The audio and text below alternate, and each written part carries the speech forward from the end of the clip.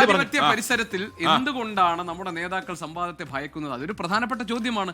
കാരണം ജനങ്ങളുടെ മുന്നിൽ വന്ന് കാര്യങ്ങൾ അവതരിപ്പിക്കാനും ജനങ്ങളുടെ സംശയങ്ങൾക്ക് മറുപടി പറയാനും ഉത്തരവാദിത്തപ്പെട്ടവരാണ് മുഖ്യമന്ത്രി ആയാലും ശരി, പ്രതിപക്ഷ നേതാവായാലും ശരി. സംവാദത്തെ ഭയക്കേണ്ട കാര്യമില്ല. എന്തിനാണ് ഭയക്കുന്നത്? ദിലീപ് കുമാർ അല്ലെ, ഈ ദിലീപ് ഗോപികൃഷ്ണൻ അഭിപ്രായപ്പെട്ടതുപോലെ ഇപ്പം ഇവർ രണ്ടുപേരും നിയമസഭയിൽ എത്രയോ കൊല്ലങ്ങളായി ഡിബേറ്റ് ചെയ്യുന്നവരാണ്. അപ്പോൾ ഇവർ മുഖത്ത് നോക്കി കാര്യങ്ങൾ പറയാനും അപ്രിയമായ സത്യങ്ങൾ വിളിച്ചു പറയാനും ഒക്കെ അത്ര മടിയുള്ളവരൊന്നുമല്ല. അങ്ങനെയുള്ളവർക്ക് ഇതിലൊരു ഭയം എന്നൊരു വികാരം ഉണ്ടാവുമോ?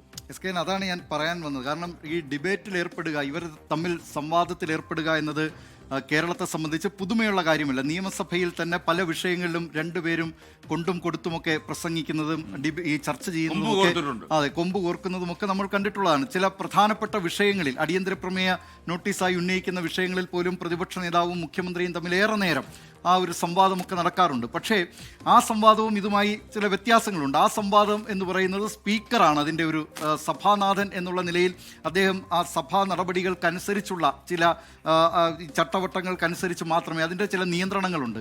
അതായത് മുഖ്യമന്ത്രി ഏറ്റവും അവസാനം കൺക്ലൂഡ് ചെയ്ത് കഴിഞ്ഞാൽ പിന്നെ അതിനുശേഷം മറ്റൊരു ചർച്ചയിലേക്ക് നിയമസഭയ്ക്ക് കടക്കാൻ കഴിയില്ല. അതുകൊണ്ട് തന്നെ അതൊരു ആ നിലയിലുള്ള ഒരു പൊതുസംവാദത്തിൻ്റെ തലത്തിലേക്ക് ഈ നിയമസഭയിലെ സംവാദത്തെ നമുക്ക് കാണാൻ കഴിയില്ല. പക്ഷേ നിയമസഭയിൽ രണ്ടുപേരും നന്നായി ചർച്ചയിൽ പങ്കെടുക്കാറുണ്ട്.